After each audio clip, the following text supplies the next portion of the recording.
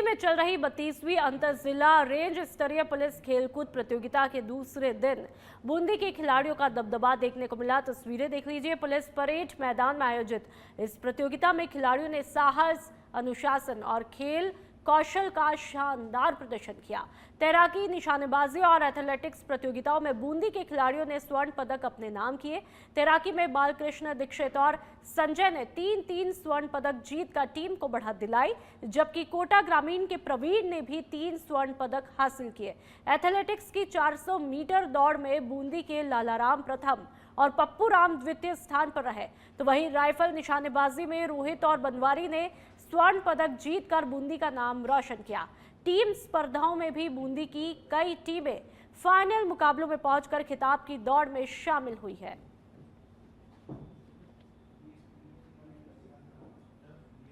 चाकसू के जगरामपुरा गांव के ग्रामीणों ने अतिक्रमण के खिलाफ जोरदार विरोध प्रदर्शन किया। ग्राम पंचायत राडोली के ग्रामीणों ने तहसील कार्यालय के बाहर धरना दिया, जिसमें महिलाएं, बुजुर्ग और बच्चे भी शामिल थे।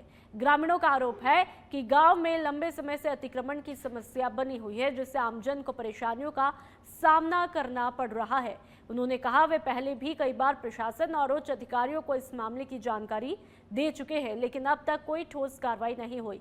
नाराज ग्रामीणों ने चेतावनी दी कि जब तक अतिक्रमण हटाया नहीं जाता उनका धरना जारी रहेगा और उन्होंने जिला कलेक्टर को मौके पर बुलाकर समाधान की मांग की।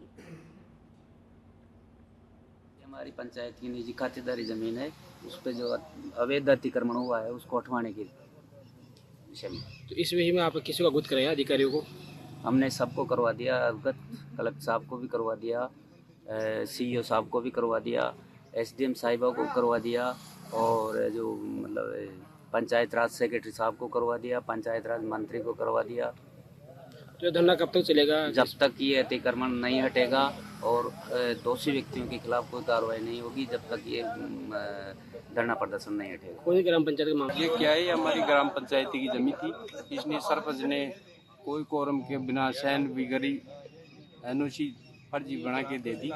इसमें क्या कार्रवाई नहीं हुई, इसलिए ये धरने पर बैठे हैं। तो कौन सी ग्राम पंचायत का मामला है ये? राडोली ग्राम पंचायत। यहाँ कौन कौन से गाँव से जो लोग आए हुए हैं? यहाँ पे मैसपुरा, जगरामपुरा, नैनपुरा और राडोली। आप यहाँ बैठे हैं धरने पर, क्या मांग है, क्यों बैठे यहाँ पे? माँ की पंचायत की जमीन से जे अंड दणो दे में जैसा अंडा से जतरे या बाउंड्री कर मिले जिन अठाव ने जतरे को उठा में अंडा।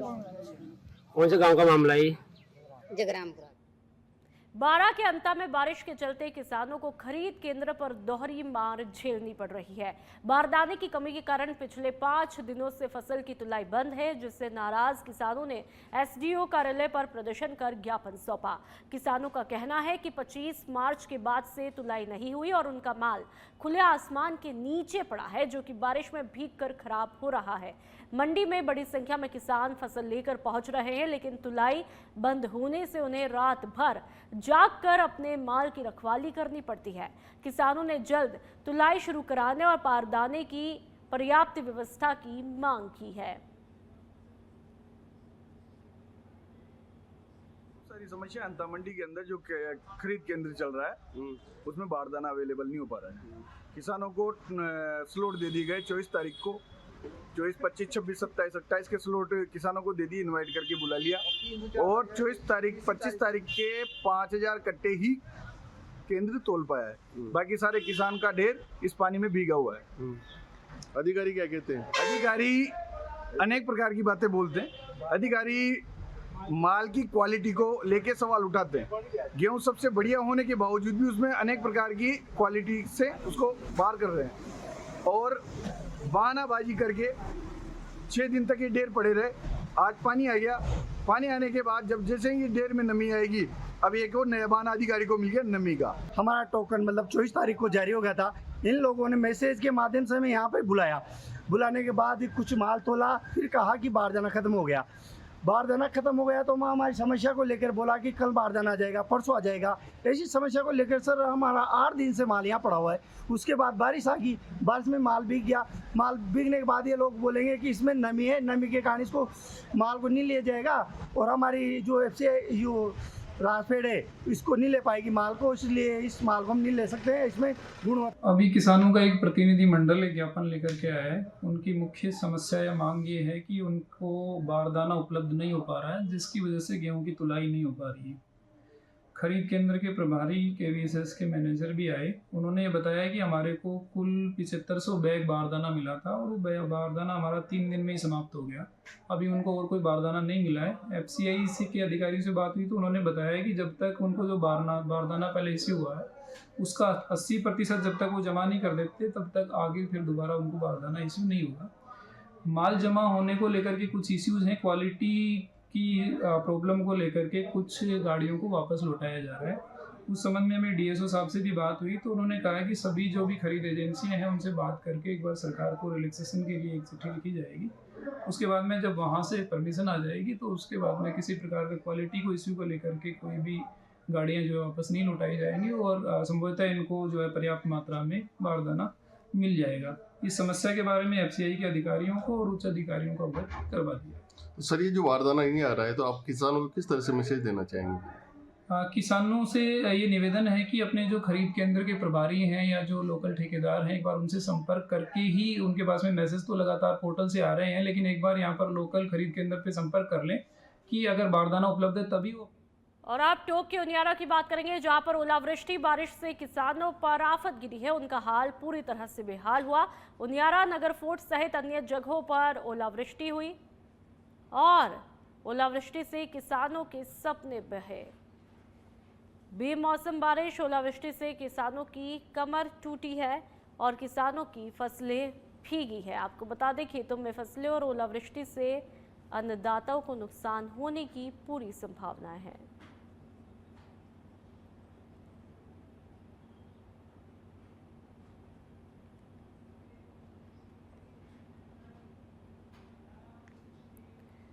दौसा जिले के महुआ थाना क्षेत्र के समलेटी गांव में हुए हत्या मामले में जिला और सत्र न्यायालय ने अहम फैसला सुनाते हुए विधि से संघर्षरत नाबालिग आरोपी को दोषी करार दिया है। न्यायालय ने आरोपी को हत्या के अपराध में आजीवन कारावास और 1 लाख रुपए के जुर्माने से दंडित किया। मामले के मुताबिक 5 जुलाई 2021 की रात 2 युवकों से कहासुनी के बाद बदला लेने की नीयत से आरोपियों ने परिवादी के पिता भरोसी लाल मीणा पर हमला कर उनकी हत्या की थी।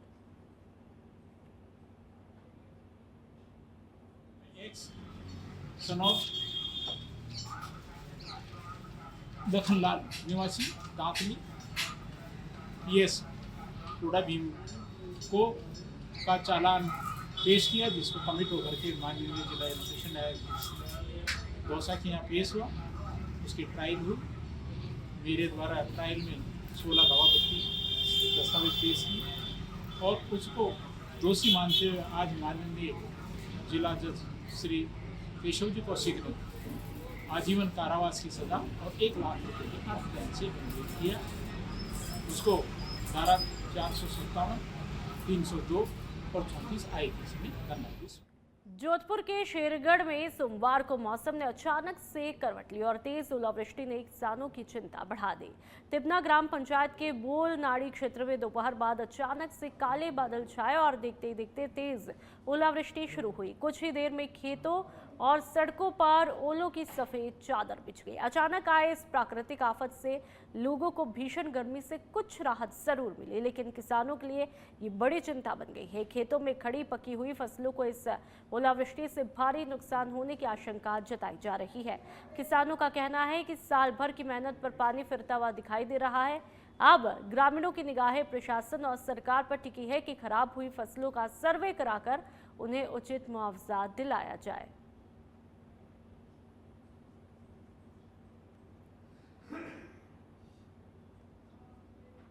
बालोतरा में रिफाइनरी से जुड़ी प्रस्तावित नई रेल लाइन का विरोध तेज हुआ है। स्थानीय ग्रामीणों ने 28 मार्च को जिला कलेक्टर को ज्ञापन सौंपकर मांग की है कि खेतों और आबादी क्षेत्र से गुजरने वाले इस प्रस्तावित मार्ग के सर्वे को तुरंत रोका जाए।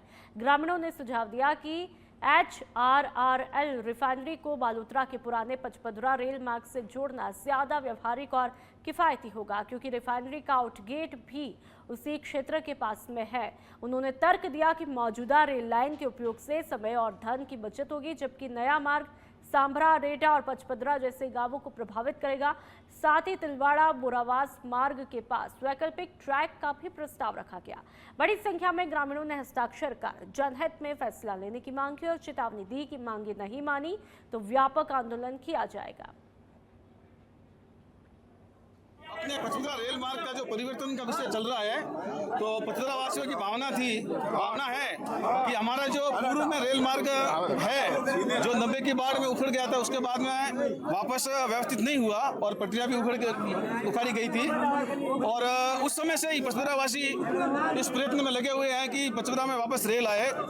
रिफाइनरी के आने के बाद में ये विषय और ज़्यादा महत्वपूर्ण हो गया, क्योंकि रिफाइनरी आने के बाद में यहाँ से आवागमन भी ज़्यादा हो गया। माल ढोने के लिए भी सारी आवश्यकताओं को देख करके इसी मार्ग से रेल मार्ग जो पूर्ववत पहले था वहीं पर वापस रखते हुए इस काम को आगे बढ़ाएं। जो एक इच्छा है, पचपदरा, मंडापरा और आसपास में रिफाइनरी तक का जो एरिया लगभग 50,000 की पब्लिक वहाँ रहती है। ये जो रेलवे मार्ग है ये 100 साल पुराना है। वहाँ पे सरकार को सांभरा से लेकर ठेठ बालोतरा तक 1% भी जमीन उनको आबाद करने की जरूरत नहीं है। उसके बाद में पचपदरा विधानसभा क्षेत्र में बालोतरा के बाद में सबसे ज्यादा जनसंख्या निवासित है पचपदरा के अंदर, और पचपदरा मंडापरा जो एक ही एरिया पूरा। तो जब इतनी बड़ी जनसंख्या आपको रेलवे मार्ग से जुड़ेगी तो उसमें फायदा होगा, या रेलवे कई और दूसरे बाईपास जो रूट बता रहे हैं उसमें नुकसान किसका हो रहा है? कुछ लोगों के जो प्लॉट आ रहे हैं वो रेलवे की जमीन है। अब रेलवे की जमीन में कोई भी जाके अपना कब्जा कर देगा तो वो तो वैसे ही। मकराना से खबर, जहां पर रसद विभाग और पुलिस की संयुक्त टीम ने अवैध रूप से घरेलू और कमर्शियल गैस सिलेंडरों के इस्तेमाल के खिलाफ कार्रवाई करते हुए 25 सिलेंडर जब्त किए। ये छापेमारी शहर के बाईपास, तिराहा, बस स्टैंड, गौड़ाबास और आरोबी जैसे प्रमुख जगहों पर हुई। प्रशासन ने साफ किया कि इस तरह की कार्रवाई लगातार जारी रहेगी ताकि गैस की कालाबाजारी और अवैध उपयोग पर प्रभावी रोक लगाई जा सके। निर्देशों के अनुसार और श्रीमान जिला कलेक्टर महोदय के निर्देशन के आज मकराना तहसील में आए और यहाँ पे एलपीजी गैस सिलेंडर है उनके दुरुपयोग और व्यावसायिक घरेलू गैस सिलेंडर है उनको व्यावसायिक रूप से काम में लेने पर कार्रवाई की जा रही है, जिसके तहत हमने आज 4 प्रतिष्ठानों पे कार्रवाई करते हुए करीबन 25 गैस सिलेंडर हैं वो जब्त हुई। दौसा के मेहंदीपुर बालाजी में हनुमान जन्मोत्सव को लेकर की तैयारियां शुरू हो गई है। 2 अप्रैल को ये पर्व श्रद्धा और उत्साह के साथ में मनाया जाएगा। मंदिर परिसर में महंत डॉक्टर नरेशपुरी महाराज के सानिध्य में विशेष धार्मिक कार्यक्रम आयोजित किए जाएंगे। इस मौके पर मंदिर परिसर को रंग बिरंगी रोशनी और फूल बंगला झांकी से सजाया जा रहा है, जिसके लिए सैकड़ों कारीगर दिन रात साज सज्जा के काम में जुटे हुए हैं। मंदिर के बाहर भव्य गैलरी, आकर्षक रोशनी और विशाल स्वागत द्वार भी तैयार किए जा रहे हैं। श्रद्धालुओं की सुविधा के लिए विशेष व्यवस्था समिति का गठन किया है, जो कि कतार व्यवस्था, पेयजल, साफ सफाई और चिकित्सा सुविधाओं की व्यवस्था देखेगी। पूरे क्षेत्र की निगरानी यंत्रों से की जाएगी और दौसा और करौली पुलिस ने सुरक्षा के पुख्ता इंतजाम भी किए हैं। भरतपुर के बयाना में जहां आवारा गौवंश की टक्कर से बाइक सवार एक ही परिवार के 4 लोग गंभीर रूप से घायल हुए, जिनमें 2 मासूम बच्चियां भी शामिल हैं। हादसे के बाद मौके पर अफरा तफरी मची, लेकिन हैरानी की बात यह रही कि सूचना के बावजूद एम्बुलेंस समय पर पहुंची ही नहीं। ऐसे में एक राहगीर ने इंसानियत दिखाते हुए सभी घायलों को अपनी गाड़ी से अस्पताल पहुंचाया। ये घटना एक बार फिर सड़क सुरक्षा और आपातकालीन सेवाओं की व्यवस्था पर बड़े सवाल खड़े करती है।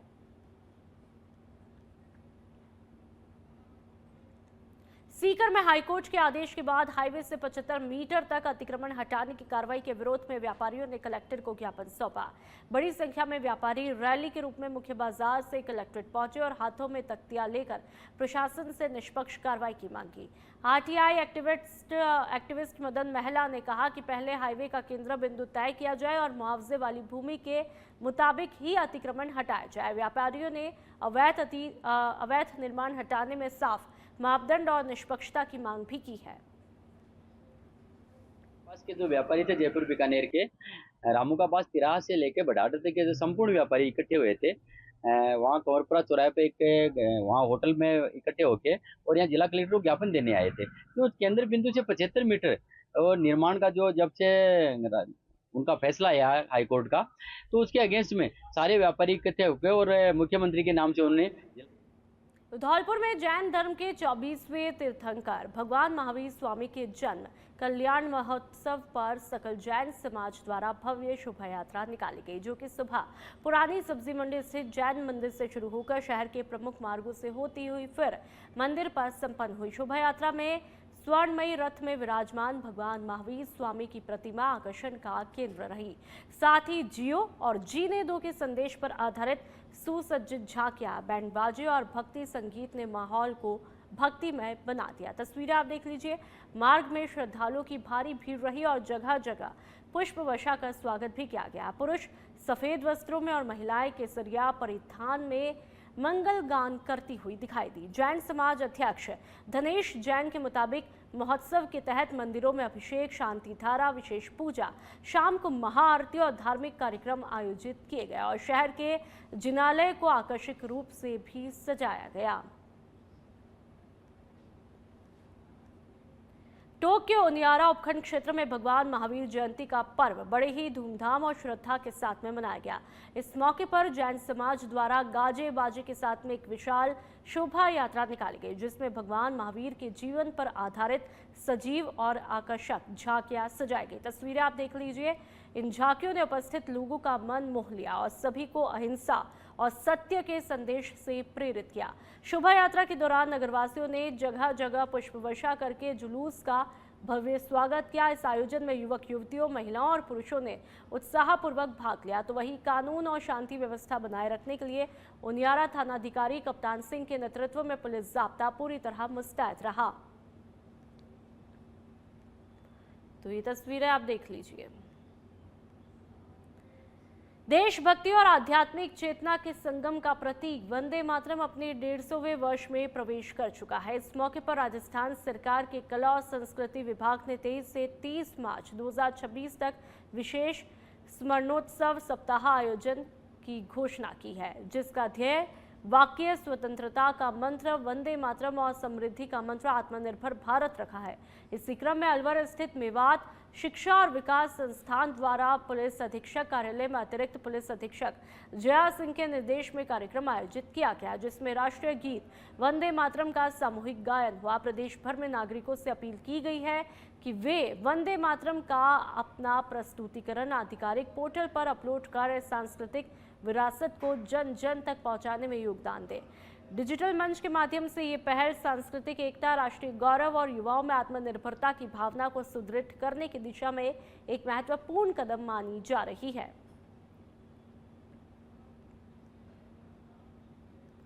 कोटपुतली बहरोड की बानसूर में पंचायत समिति सभागार में प्रधान सुमन सुभाष की अध्यक्षता में आयोजित साधारण सभा में सरपंचों और पंचायत समिति सदस्यों ने क्षेत्रीय जन समस्याओं पर चर्चा की। बैठक में तहसीलदार गजेंद्र सिंह राठौड़ और कार्यवाहक विकास अधिकारी प्रदीप कुमार वीरमानी ने उठाए गए मुद्दों से सदन को अवगत कराया। पेयजल संकट प्रमुख मुद्दा रहा, जहां पर सरपंचों ने भीषण गर्मी में ग्रामीणों की परेशानी पर चिंता जताई, तो वहीं साफ सफाई की खराब व्यवस्था पर नाराजगी भी व्यक्त की गई।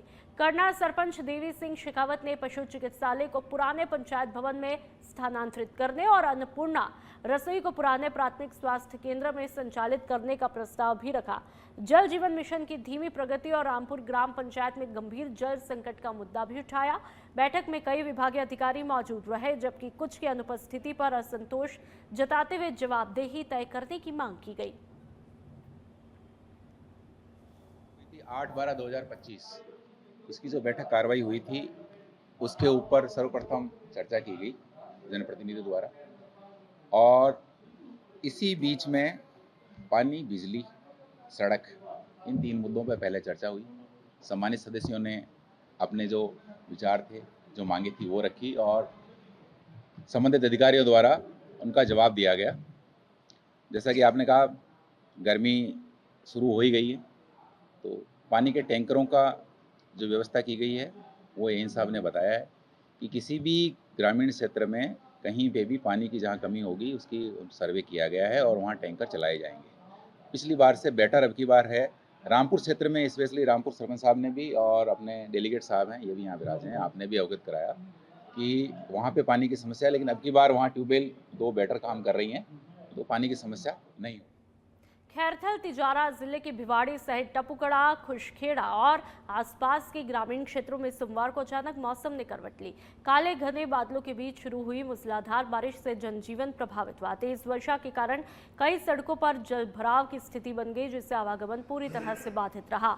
बाइक सवारों और पैदल चलने वाले लोगों को काफी परेशानियों का सामना करना पड़ा, तो वहीं कई जगहों पर फिसलन और पानी भरने से दुर्घटना की आशंका भी बनी रही। दूसरी तरफ किसानों के लिए बारिश चिंता का कारण बन गई है, क्योंकि खेतों में खड़ी तैयार फसल को नुकसान होने की संभावना जताई जा रही है। वहां के लोगों के मुताबिक अचानक हुई तेज बारिश ने पूरे इलाके की दिनचर्या प्रभावित कर दी।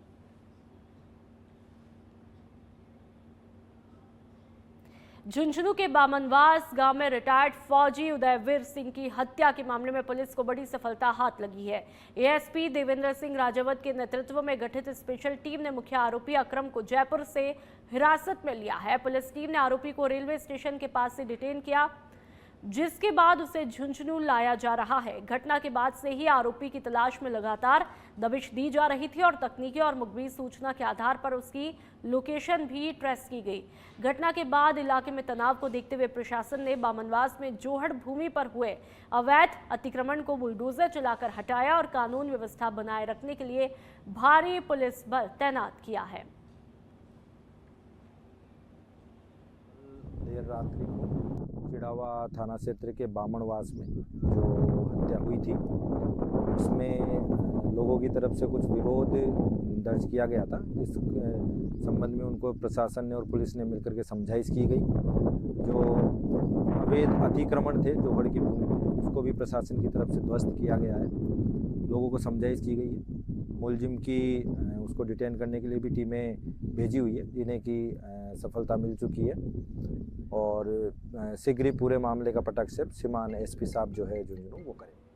झालावाड़ के खानपुर थाना क्षेत्र के बाघेर गांव में सोमवार दोपहर करीब 3 बजे अचानक मौसम बदलने के दौरान आकाशीय बिजली गिरने से बड़ा हादसा हुआ। बिजली गिरने से 3 लोग इसकी चपेट में आए, जिससे राधाबाई पत्नी कंवरलाल भील, दुर्गालाल पुत्र मोतीलाल भील और सोनू भील पुत्र रामस्वरूप भील गंभीर रूप से घायल हुए।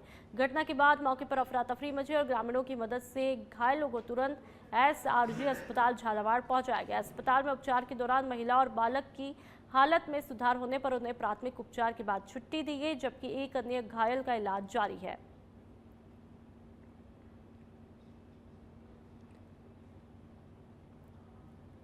और अब बात डीडवाना की, जहां पर मेगा राजमार्ग पर हुए दर्दनाक सड़क हादसे में एक युवक की मौके पर ही मौत हुई, जबकि दूसरा गंभीर रूप से जख्मी है।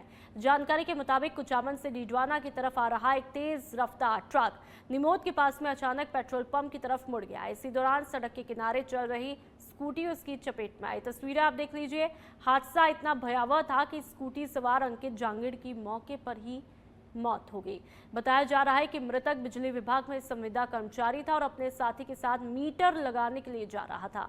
हादसे में दूसरा युवक गंभीर रूप से जख्मी हुआ, जिसे उपचार के लिए कुचामन के राजकीय अस्पताल में भर्ती करवाया है। पूरी घटना पेट्रोल पंप पर लगे निगरानी कैमरे में कैद हुई है। पुलिस ने मामला दर्ज कर जांच शुरू कर दी है। तो ये वीडियो आप देख लीजिए। पूरा घटनाक्रम वीडियो में कैद हो जाता है। बहुत ही दर्दनाक ये हादसा, भीषण हादसा हुआ है डीडवाना मेगा राजमार्ग। ये बताया जा रहा है किस तरह से अफरा तफरी का माहौल यहाँ पर मचा। ये भी आपने देखा, तेज रफ्तार ट्रक आता है और अचानक से एक युवक को कुचल देता है। सिरोही के आबू रोड से सड़क हादसे की खबर देखने को मिली। यहां पर तेज रफ्तार कार ने दूसरी कार को पीछे से जोरदार टक्कर मारी। हादसे में कार में सवार एक व्यक्ति घायल हुआ।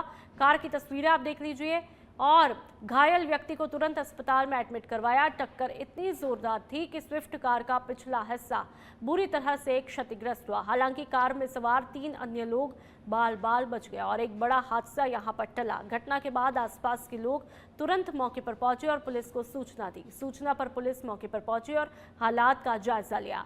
ये हादसा रीको थाना क्षेत्र में रीको कार्यालय के पीछे हुआ बताया जा रहा है। फिलहाल पुलिस पूरे मामले की तहकीकात में जुटी हुई है।